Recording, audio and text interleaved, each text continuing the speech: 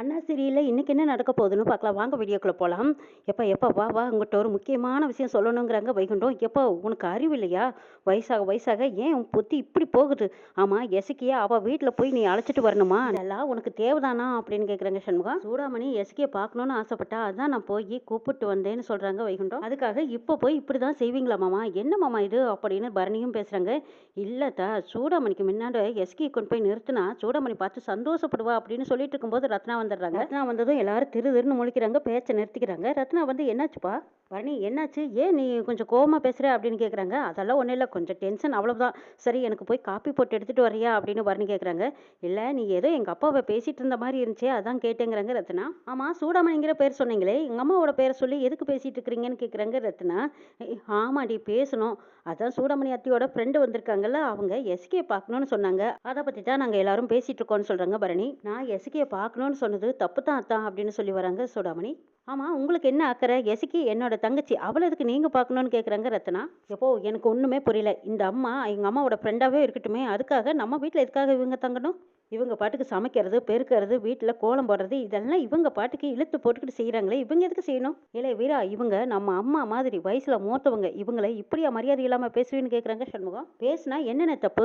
அம்மா ஃப்ரெண்டுனா வரலாம், ஒரு டம்ளர் காப்பியை குடிச்சோமா போகணும், என்ன நாள் கணக்கில் தங்குறது? இதெல்லாம் எனக்கு ஒன்றும் சுத்தமாக பிடிக்கல, எனக்கு புரியலைங்கிறாங்க வீரா. அண்ணே இவங்களை பார்க்கும்போது எனக்கு அம்மா ஞாபகம் தான் வருது. என் கல்யாணம் 2 தடவை நின்று போச்சு, அதனால அப்பா நீ நானும் எல்லாரும் எவ்வளோ அசிங்கப்பட்டோம், அதுதான் எனக்கு ஞாபகத்துக்கு வருதுங்கிறாங்க ரத்னா. ஆமாம் நீ இவங்கனால நிம்மதியே போச்சு, அக்கா 2 பேரும் இவங்களை பார்த்து போதெல்லாம் அழுதுகிட்டே தான் இருக்காங்க, பேசாமல் இவங்களை வெளியே போக சொல்லனே அப்படிங்கிறாங்க கனி. இல்லை கனி என்னல மரியாதை இல்லாமல் பேசுகிறேன்னு அதட்டுறாங்க சண்முகம்.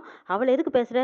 இங்கே பாரு நான் சொல்கிறேன்னு, இந்த அம்மா அந்த வீட்டுக்குள்ளே வந்ததுலேருந்து நம்ம முகத்தில் இருந்த அருளே போயிடுச்சு. நீ எங்கள் கூட சிரிச்சு பேசி 80 நாள் ஆச்சு, பரணி கூட இப்போ சிரிச்சு பேசுகிறதே கிடையாது. நீங்கள் எப்போ பார்த்தாலும் டென்ஷனாகவே இருக்கீங்க.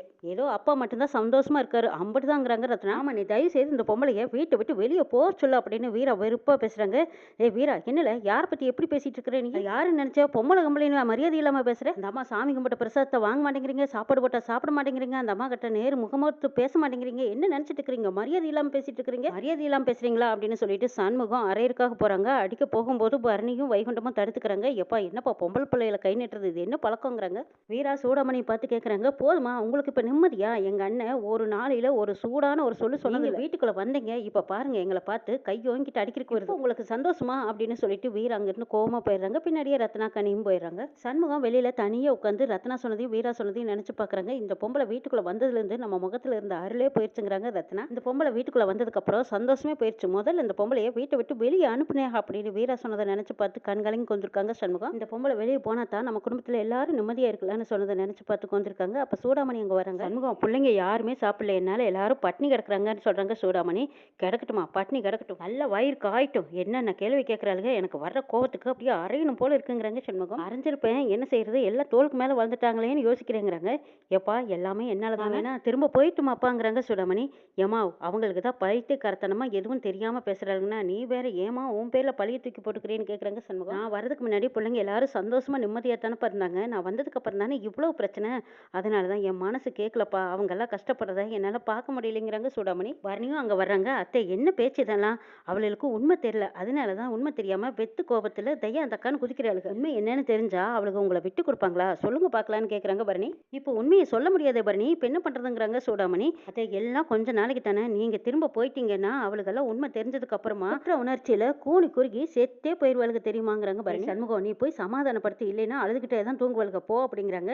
ஏய் என்ன என்னை மாட்டி விடுறேன், நான் போய் என்ன சமாதானப்படுத்திட்டோங்கிறாங்க சண்முகம். உண்மையை வேற சொல்லக்கூடாதுன்னு சொல்லிட்டீங்க, நான் என்ன சொல்லி சமாதானப்படுத்துவேன்னு சொல்லிட்டு சமாதானம் பண்றதுக்காக சண்முகம் போறாங்க.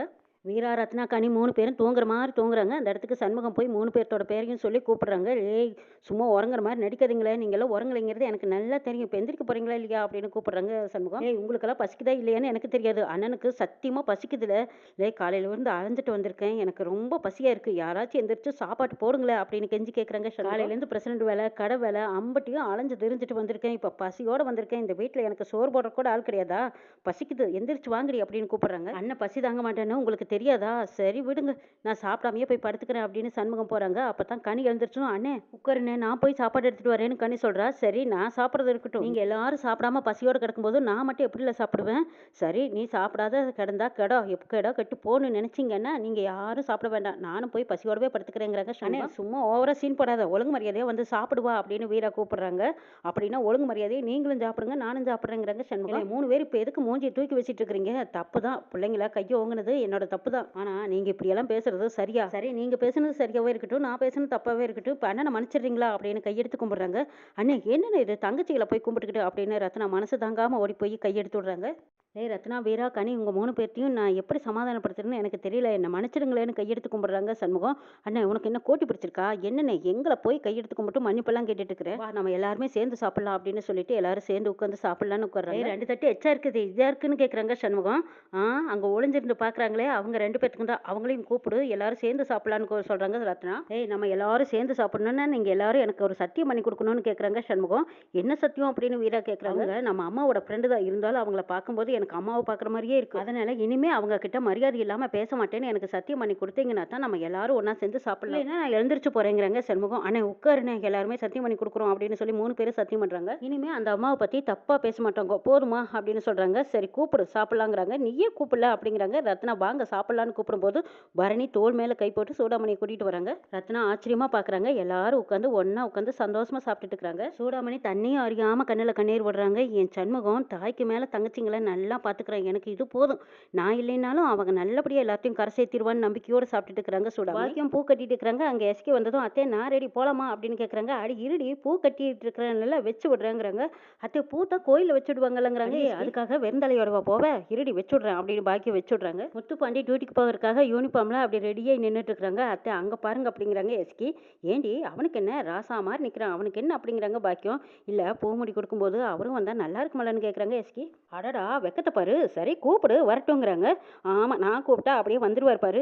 அத்தை நீயே கூப்பிடத்தே அப்படிங்கிறாங்க. சரி நான் கூப்பிடுறேங்கிறாங்க பாக்கியம். இல்ல பாண்டி நாங்க கோயிலுக்கு போயிட்டு வரோங்கிறாங்க. ஆமா பூமுடி எடுக்க தானே போயிட்டு வாங்கங்கிறாங்க முத்துப்பாண்டி. அதுக்கு இல்ல பாண்டி நீயும் வந்தா நல்லா இருக்குங்கிறாங்க பாக்கியம். ஆமா டியூட்டியில ஜாயின் பண்ணதுக்கு அப்புறமா நான் லீவ் போட முடியாதுங்கிறாங்க பாண்டி. பாண்டி லீவ் எல்லாம் எதுக்கு போட்டுக்கிட்டு, கொஞ்சம் லேட் ஆகும்னு சொல்லிட்டு நீயும் கோயிலுக்கு வான்னு கூப்பிடுறாங்க பாக்கியம். 10 நிமிஷம் ஆகுமா, அம்மா ஆசைப்பட்டு கூப்பிடுறேன் வந்துட்டு போ சாமிங்கிறாங்க பாக்கியம். ஆமாம்மா கண்ணு மட்டும் கலங்காதீங்கம்மா, நீங்க கண் கலங்குனா எனக்கு மனசுக்கு ஏதோ ஒரு மாதிரி இருக்கு. இப்ப என்ன 10 நிமிஷம் கோயிலுக்கு தானே வரணும், நான் வந்துடுறேங்கிறாங்க பாண்டி. இதை சவுந்தர பாண்டி அந்த பக்கம் நின்று பார்த்துக்கிட்டே இருக்காங்க. போதுமையா ராசா நீ வந்தினா போதுங்கிறாங்க. 10 நிமிஷத்துல எல்லா வேலையும் முடிச்சிடணுமா அப்படின்னு சொல்றாங்க. சரிப்பா நீ வந்தினா போதும் அப்படின்னு சொல்றாங்க பாக்கியம். இந்த பக்கமா சவுந்தர பாண்டி பார்த்துட்டு, என்னாச்சு இவனுக்கு, இது தப்பாச்சே, தப்பு தப்பா நடக்குதே, இவனை மட்டும் தனியா போனா இவளுக்கு மண்டையை கழுவி விட்டுருவார்களே அவனை, இது விடக்கூடாது, தனியா மட்டும் விடக்கூடாது, நம்மளே இவங்களோட கோயிலுக்கு போயே ஆகணும்னு நினைக்கிறாங்க சவுந்தர பாண்டி. சண்முகம் கிளம்பி ரெடியா இருக்காங்க. அந்த இடத்துக்கு பரணி வராங்க. என்னடா இன்னும் கிளம்பலையான்னு கேட்குறாங்க. லே பரணி நான் கிளம்பிட்டேன், இங்க பாரு கோயிலுக்கு நீயும் நானும் அப்பா அம்மா 4 பேர் மட்டும் போலாம், தங்கச்சிங்கெல்லாம் வர வேண்டாம். இப்போ அப்பா பண்ண வேலையில எத்தனை குழப்பம் பாருங்கிறாங்க சண்முகம். நம்ம போறோம் கையோட திரும்பி வரோம் அவ்வளவுதான் அப்படிங்கிறாங்க சண்முகம். சரிடா நாம ஒரு பிளான் பண்ணியிருக்கோம், ஆனா மாமா என்ன பண்ணி வச்சிருக்காருன்னு தெரியலையேங்கிறாங்க பரணி. இப்பெல்லாம் மாமாவை பார்க்கறக்கு எனக்கு டைம் பாம் பார்க்குற மாதிரியே இருக்குதுடா அப்படிங்கிறாங்க பரணி. ஆமாண்டா இவெல்லாம் அப்படின்னு சொல்லிட்டு இருக்கும்போது ஃபோன் அடிக்குது. சண்முகம் எடுக்கிறாங்க. எஸ்கி தான் ஃபோன் பண்றா. இவ என்ன வெடிகுண்டு வச்சிருக்கான்னு தெரியலையே அப்படிங்கிறாங்க. டே முதல்ல ஃபோனை எடுத்து பேசு, அவ என்ன சொல்றான்னு கேட்கலாங்கிறாங்க பரணி. என்னல எஸ்கே ரெடி ஆயிடுச்சான்னு கேட்குறாங்க சண்முகம். அண்ணே நாங்கெல்லாம் ரெடி, எங்களோடனா அவங்களும் வராங்க அப்படிங்கிறாங்க எஸ்கி. அவருன்னா எவருன்னு கேட்குறாங்க சண்முகம். அதுதானே உன் தங்கச்சி புருஷன் இன்ஸ்பெக்டரும் கூட வராருங்கிறாங்க எஸ்கி. இல்ல அவ எதுக்கு கூட வரான்னு கேட்குறாங்க சண்முகம். அண்ணே போதும், அவர் மேல நீ கோவப்படுறதெல்லாம் போதும், அவரு முன்ன மாதிரியெல்லாம் இல்லை, இப்ப ரொம்ப மாறிட்டாரு போதுமா. ஆமா இங்க இருக்கிற நிலைமை தெரியாம இது ரொம்ப முக்கியம் அப்படிங்கிறாங்க சண்முகம். அண்ணே அவர் உண்மையிலுமே மாறிட்டாரு, நீ அத்தையை கத்தியால குத்துனீங்கல்ல அந்த சம்பவத்துல இருந்து அவரு கொஞ்சம் கொஞ்சமா மாறிக்கிட்டே வர்றாரு பாருன்னு. அவரும் வராரு, நீ அவர்கிட்ட நான் நல்லபடியா பேசணும் சரியா. பாண்டி கூப்பிடுவோம், அவர் தான் கூப்பிடுறாரு. சரின்னு கோயில வந்து அவர்கிட்ட நல்லபடியா பேசு, நான் வச்சிடுறேன் அப்படின்னு போனை வச்சுட்டு ஓடுறாங்க எஸ்கி. பாத்தியா இந்த எஸ்கி சமாளிக்கிறதே பெரிய விஷயம், இப்போ உன் அண்ணன் வேற வரானாம அவனை எப்படி சமாளிக்கிறது அப்படிங்கிறாங்க சண்முகம். இவர்களை எப்படி சமாளிக்கிறோமோ அதே மாதிரி அவனையும் சமாளிக்கலாம் விடுடாங்கிறாங்க பரணி. ஆளாளுக்கு ஒரு குண்டை வச்சா எப்படிதான் சமாளிக்கிறது அப்படியே முருகா அப்படின்னு சண்முகம் வேண்டிட்டு நிக்கிறாங்க. வைகுண்டம் அப்படியே ஜம்முன்னு வெள்ளையும் சொல்லியுமா புது மாப்பிள்ளை கணக்கா நின்றுட்டு இருக்கிறாங்க. சூடாமணி வீட்டுக்குள்ள வந்து மாமா இந்த சிலையை கட்டுட்டா அந்த சிலையை கட்டினாலும் ஒரு 2 புடவை எடுத்து காட்டுறாங்க. இது வேண்டாம் அதை கட்டு அப்படின்னு சொல்றாங்க வைகுண்டம். இதை பரணியும் சண்முகமும் பார்த்துக்கிட்டே இருக்காங்க. பரணி எங்க அப்பாவை எப்படி சமாளிக்க போறேன்னு எனக்கு தெரியல, என்னெல்லாம் இழுத்துட போறாரோ அது தெரியல. ஏதோ ஒண்ணு தப்பா நடக்க போகுதுன்னு மட்டும் எனக்கு நல்லா தெரியுதுங்கிறாங்க சண்முகம். டேய் சண்முகம் பயப்படாத. அதான் நான் இருக்கேன்ல. கூட இருக்கேன். நீ பயப்படாதீங்கிறாங்க பரணி. எஸ்கே ரெடி ஆயிருக்காங்க. அந்த இடத்துக்கு பாக்கியம் வராங்க. ஏண்டி இதுக்கு முன்னாடில கட்டியிருந்த சேலை நல்லா தானே இருந்துச்சு. அது எதுக்கு மாத்துனேன்னு கேட்குறாங்க. இல்ல அவருக்கு இந்த கலர் தான் பிடிக்கும்னு நீ முதல்லயே சொல்லியிருக்கேல்ல அத்தை. அதனால தான் நான் மாத்துனேங்கிறாங்க எஸ்கே. அடி பாவிகளா! நீங்க அடிக்கிற கூத்த என்னால தாங்க முடியலையேங்கிறாங்க பாக்கியம். அத்தை நீ சும்மா இரு. சரி இந்த சேலை நல்லா இருக்கா? அப்படின்னு எஸ்கே ஆசையா கேட்குறாங்க. ஏய் அது எதுக்குடி என்கிட்ட கேட்குற? பாத்தியப்பட்டவன் அங்க இருக்கான். அவங்கிட்டயே போய் கேளு போங்கிறாங்க பாக்கியம். அவர்கிட்டயே போய் கேட்கட்டுமா அத்தை அப்படின்னு கேட்குறாங்க எஸ்கே. அடியே போடி போய் கேளு போ அப்படிங்கிறாங்க பாக்கியம். போடி போ போய் கேளு போ அப்படிங்கிறாங்க. எஸ்கே போய் நிக்கிறாங்க. முத்துப்பாண்டி அப்படி சைடு பரப்பு பார்க்குறாரு. வைகுண்டம் சூடாமணியை கோயிலுக்கு கூட்டிட்டு வந்திருக்காங்க. அங்க பூக்கடையில போய் பூ வாங்குறாங்க. பூ வாங்கினதும் சூடாமணி தலையில சூடி விடுறாங்க. சவுந்தரபாண்டியும் சனியனும் கோயிலுக்குள்ள வராங்க. இங்க சூடாமணிக்கு வைகுண்டம் பூ வச்சுட்டு இருக்கிறாங்க. இதை பார்த்ததும் சவுந்தரபாண்டி என்னடா இது கண்கொள்ளா காட்சியா இருக்கே.